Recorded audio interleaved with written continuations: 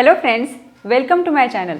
Friends, मैं अनीता और आज मैं आपको बताने वाली हूँ स्टॉक मार्केट में सपोर्ट एंड रेजिस्टेंस क्या होता है। देखो फ्रेंड्स, सपोर्ट एंड रेजिस्टेंस एक टेक्निकल पार्ट है। अगर आप लोग टेक्निकल एनालिसिस सीख रहे हो तो सबसे पहला जो पॉइंट आता है वो आता है सपोर्ट एंड रेजिस्टेंस, ठीक है ना। तो जो आप चार्ट रीड करते हो तो उसमें आपको सबसे पहले क्या है, सपोर्ट एंड रेजिस्टेंस पता होना चाहिए, तो ही आप क्या कर सकते हो, चार्ट रीड कर सकते हो, ठीक है ना। तो ये सपोर्ट और रेजिस्टेंस क्या है ये मैं आपको आज बताने वाली हूँ। तो देखो फ्रेंड्स, यहाँ पर मैंने एक चार्ट बनाया है। तो यहाँ पर देखो, ये नीचे मैंने कुछ एरोज बनाया है और ऊपर भी कुछ बनाया है, ठीक है ना। तो ये कुछ पॉइंट्स है, तो ये जो पॉइंट्स है ना, तो इसे सपोर्ट कहते हैं और ये जो ऊपर वाले पॉइंट्स है इसे रेजिस्टेंस कहते हैं। अभी इसी पॉइंट को क्यों सपोर्ट और रेजिस्टेंस कहा गया है ये मैं आपको बता देती हूँ। सबसे पहले देखो फ्रेंड्स, सपोर्ट यानी कि बाइंग जोन और रेजिस्टेंस मीन्स सेलिंग जोन। इसका मतलब हमें क्या करना है, ऊपर सेल करने हैं स्टॉक को और नीचे बाय करने हैं, ठीक है ना। अभी कैसे डिसाइड करेंगे हम कि कहाँ पर हमें बाय करना है और कहाँ पर हमें सेल करना है। अब ये चार्ट अगर आपने देखा तो ये देखो, स्टॉक की जो प्राइस है यहाँ से ऊपर गई यहाँ तक, फिर नीचे आ गई, फिर थोड़ी ऊपर गई, फिर नीचे, फिर ऊपर, ऐसा चलता रहा। लेकिन यहाँ पर देखो, ये जो पॉइंट है, यहाँ पे जो प्राइस थी वो ऊपर जाने के बाद काफ़ी बार कम ज़्यादा हो गई, लेकिन नीचे, इसके नीचे नहीं गई, ठीक है ना।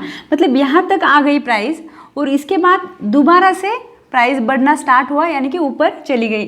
फिर वहाँ पर ही ऐसा कुछ हुआ, ठीक है, और यहाँ तक प्राइस आई, इसके नीचे और भी नहीं गई, यहाँ से फिर ऊपर, फिर यहाँ से थोड़ी ऊपर जाने के बाद नीचे आ गई और यहाँ से फिर ऊपर। इसका मतलब क्या है कि ये जो पॉइंट्स है ये इसके सपोर्ट है, ठीक है ना। तो इसे हम सपोर्ट कहते हैं, यानी कि इसको यहाँ पे एक सपोर्ट मिल रहा है, ठीक है।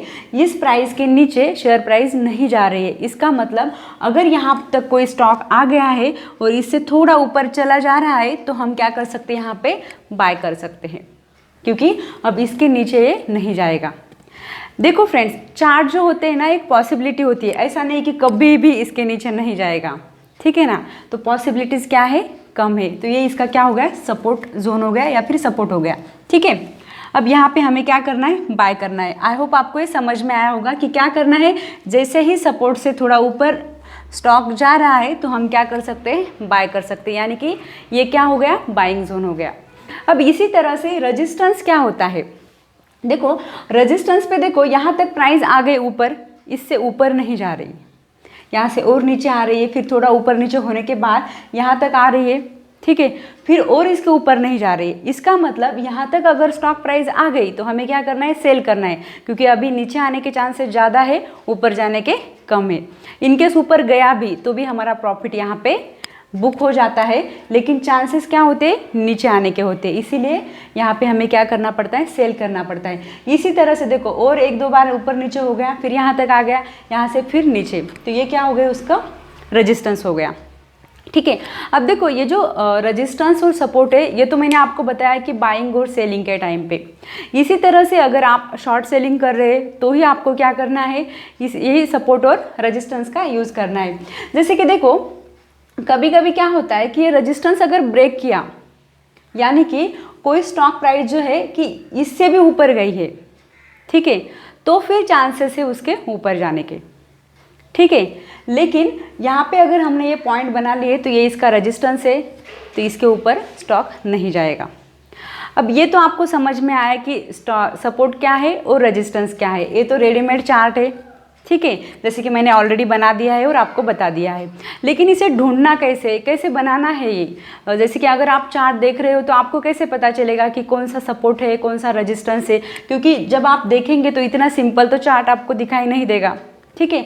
तो क्या करना है, सबसे इम्पॉर्टेंट बात है, अगर आप लाइन चार्ट देख रहे हो तो ठीक है, अगर आप कैंडल्स देख रहे हैं, जैसे कि कैंडल में इस तरह से कुछ चार्ट बनेगा, ठीक है ना, इस तरह से चार्ट बनेगा, कोई भी मतलब ऊपर नीचे किसी तरह से भी रहा तो कैंडल कुछ इस टाइप की रहेगी। तो ये जो कैंडल है इसका कलर भी कभी रेड रहेगा, कभी ग्रीन रहेगा, ठीक है। अलग अलग सॉफ्टवेयर में ब्लैक एंड वाइट भी दिखाई देता है। तो ये जो कलर है ये मैटर नहीं करता अगर आप सपोर्ट रेजिस्टेंस फाइंड कर रहे हो तो, ठीक है, मतलब कोई भी कलर की कैंडल हो, आपको यहाँ पे कलर के ऊपर कॉन्सेंट्रेट नहीं करना है कि यहाँ पे रेड कलर आया है और ग्रीन कलर आया है। सिंपल आपको सपोर्ट और रेजिस्टेंस फाइंड करना है। और सेकंड पॉइंट क्या है कि फाइंड करने के लिए कम से कम 3 पॉइंट्स होने चाहिए, ठीक है ना। जैसे कि यहाँ पे देखो सपोर्ट पे सिमिलर यहाँ पे कितने पॉइंट्स आए हैं, 1 2 3 4, ठीक है, 4 पॉइंट्स आ गए हैं, 4 पॉइंट क्या है, सेम है, यही सपोर्ट है।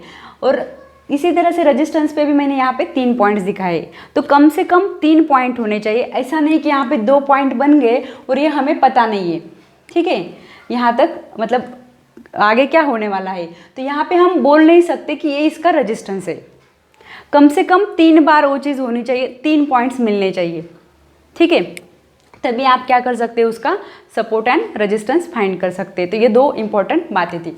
अब देखो और क्या हो सकता है, यहाँ पे अगर आप शॉर्ट सेलिंग कर रहे हैं तो उसमें भी आपको इसी तरह का चार्ट क्या करना है, सपोर्ट और रेजिस्टेंस ध्यान में रखना है। अगर आप शॉर्ट कर रहे हो तो क्या करना है आपको, यहाँ पे अगर ब्रेक कर दिया है लो, ठीक है, लो अगर ब्रेक किया, इसका मतलब जो सपोर्ट है उसको अगर ब्रेक किया, सपोज यहाँ पे 100 रुपीज़ की प्राइस है, ठीक है, कोई भी एक्सपायर्ड स्टॉक है उसके 100 रुपीज़, यानी कि हम क्या बोल रहे हैं कि सपोर्ट है उसको 100 का, ठीक है, तो यहाँ 100 तक आ रहा है स्टॉक, फिर ऊपर जा रहा है, 100 तक आ रहा है, ऊपर जा रहा है, ठीक है, इसका मतलब इसको 100 का सपोर्ट है।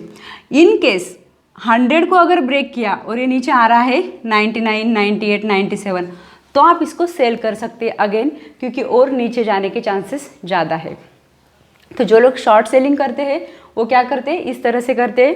फिर जो भी कैंडल रहेगी वो कैंडल का हाई और लो स्टॉप लॉस लगाते हैं, वो तो आप आगे धीरे धीरे समझ जाओगे। ये भी आप थोड़ा सा स्किप कर सकते हैं जिनको शॉर्ट सेलिंग पता नहीं है। सिंपल आप इतना ध्यान में रखो, सपोर्ट क्या है, रेजिस्टेंस क्या है, और इसको किस तरह से फाइंड करना है। 2 ही बातें आपको ध्यान रखनी है, एक तो कैंडल का कलर यहाँ पे कोई मैटर नहीं करता, और सेकंड थिंग कम से कम 3 पॉइंट्स यहाँ पे मिलने चाहिए, ठीक है। आई होप आपको ये क्लियर हुआ होगा। अगर वीडियो अच्छा लगा है तो इसे लाइक शेयर ज़रूर कर लेना, और चैनल पे नए हैं तो इसे सब्सक्राइब कर लेना। And finally thanks for watching.